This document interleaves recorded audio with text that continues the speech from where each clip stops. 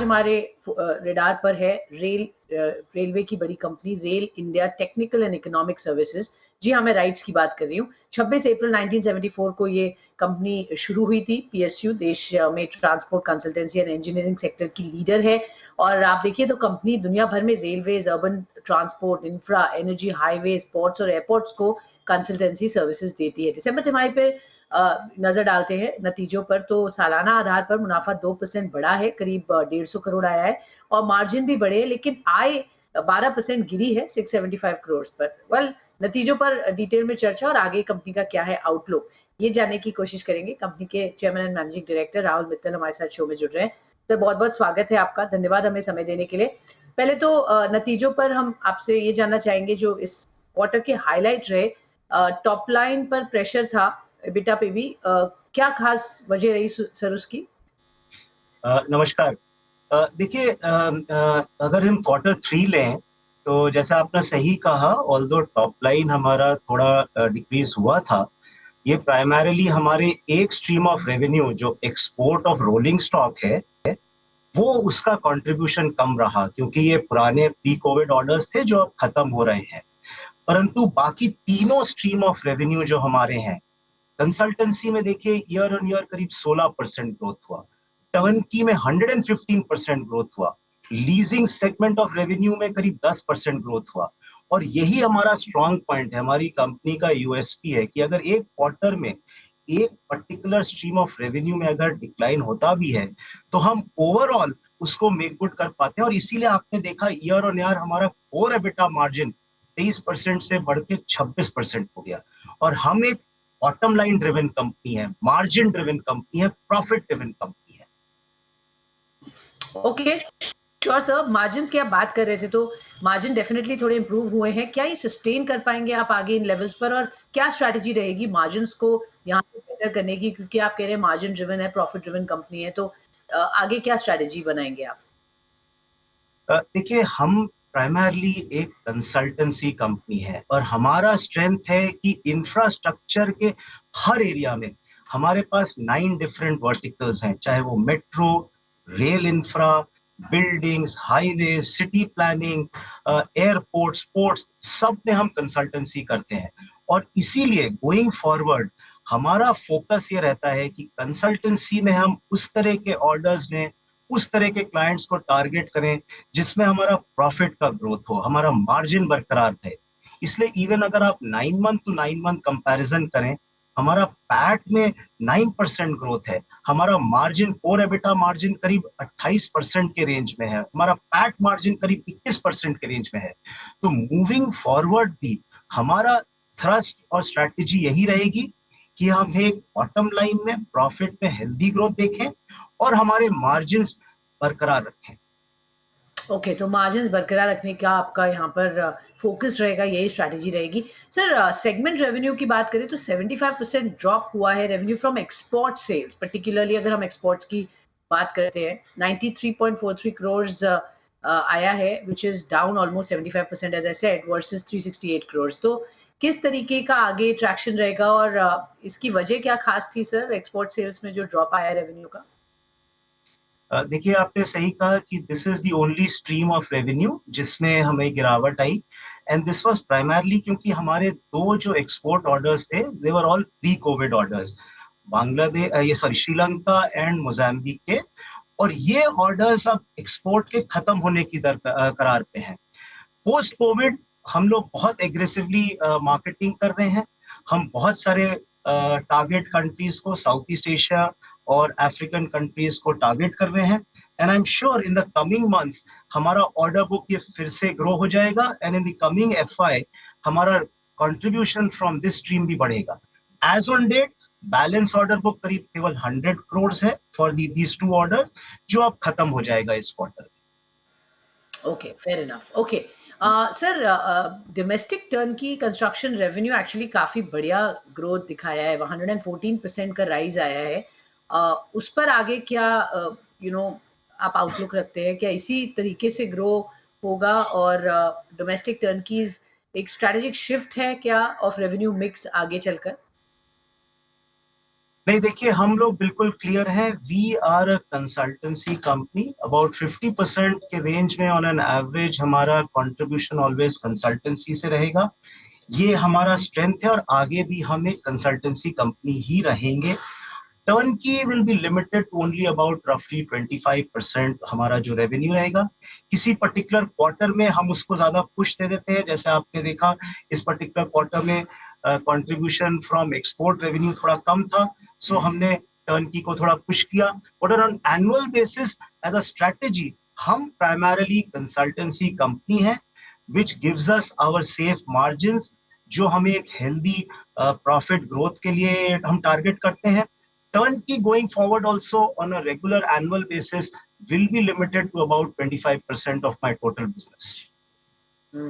Okay, fair enough sir. तो ये तो हुई आपके टर्नकी प्रोजेक्ट्स की बात। क्विकली जानना चाहूंगी सर, लेटेस्ट प्रोजेक्ट्स अंडर जल जीवन मिशन, किस तरीके की आपकी कॉन्वर्जेशंस चल रही हैं, और वहां पर क्या डिटेल्स हैं, रेवेन्यू विजिबिलिटी क्या दिख रही है from these projects, and latest turnkey projects और कौन से आपके हाथ में? देखिए, हमको जल जीवन मिशन में बहुत अच्छा एक ऑर्डर पिछले हफ्ते ही मिला, 148 करोड़ का कंसल्टेंसी का, राजस्थान में। ये हमारा बहुत एक अच्छा इनिशिएटिव है जो हमने टैप किया, हमने अपने स्ट्रेंथ पे बिल्डअप किया। और moving forward I am sure कि कंसिडरिंग ये इतना प्रायोरिटी एरिया है गवर्नमेंट का, इसमें बजट ग्रांट भी काफी है, कि हम इसको अदर स्टेट्स में भी एक्सपैंड करेंगे। टर्नकी में हमें कुछ ऑर्डर्स अभी रिसेंटली अच्छे मिले। हमें आईआईटी दिल्ली का एक 680 करोड़ का ऑर्डर मिला, हमें कोलम स्टेशन डेवलपमेंट का ऑर्डर मिला, हमें बैंगलोर मेट्रो के कंस्ट्रक्शन का ऑर्डर मिला। तो आगे भी जैसा मैंने कहा, कुछ कुछ हम टर्नकी ईपीसी कॉन्ट्रैक्ट्स लेते रहेंगे। कंसल्टेंसी में हमें ऑर्डर्स अक्रॉस सेक्टर्स मिल रहे हैं।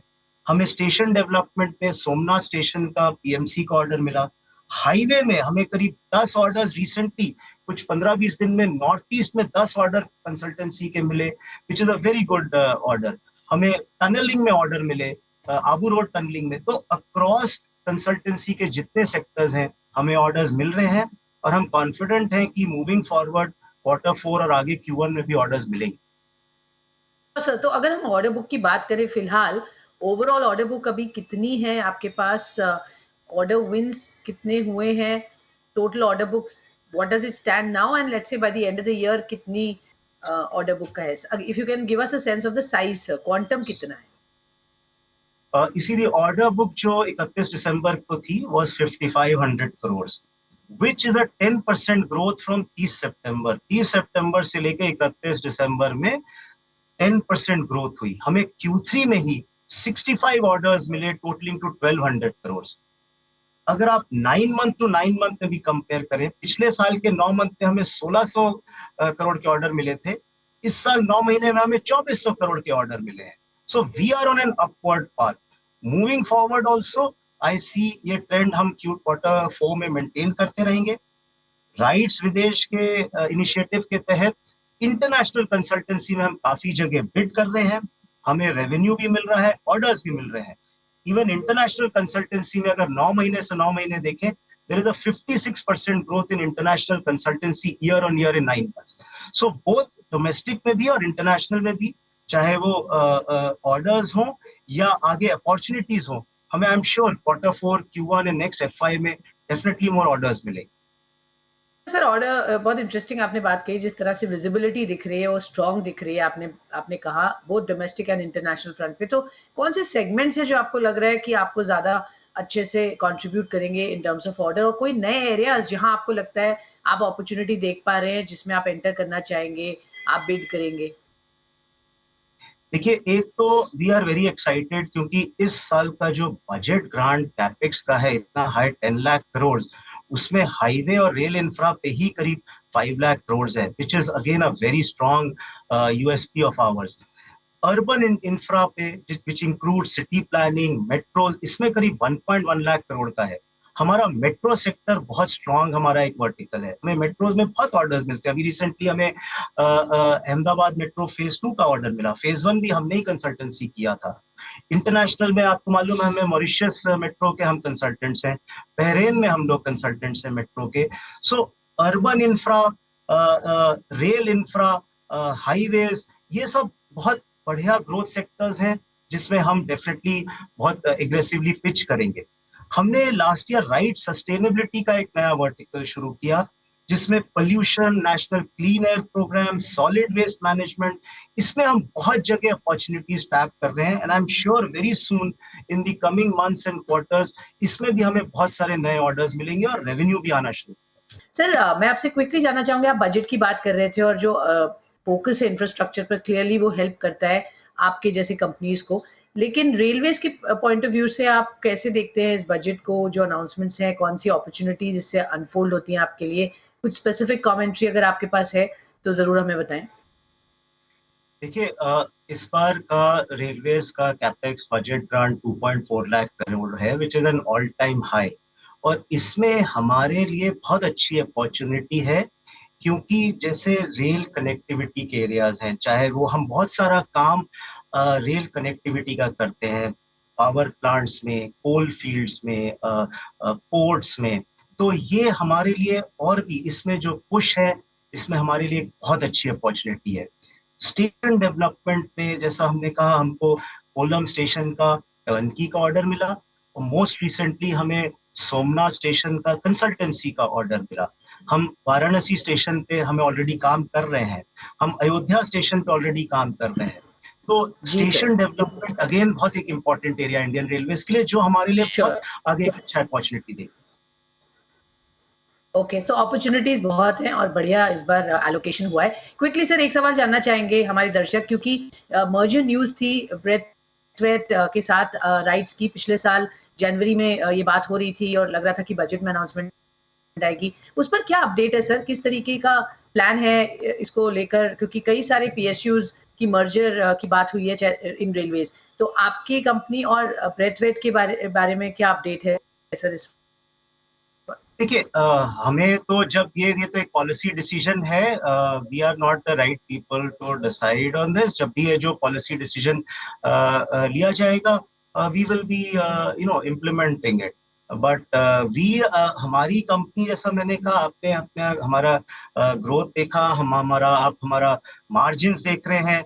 हम अपने शेयर होल्डर, स्टेक होल्डर्स के लिए हमारा थर्ड इंटरिम डिविडेंड हमने 6 रुपीज पर शेयर दिया, जो टोटल अगर इस साल का देखें, हम ऑलरेडी 14.5 रुपए पर शेयर पहुंच गए हैं, as against the entire year of last year of 17 rupees पर share. So we are on a very healthy good trend, and these are policy decisions which as they come will be implementing.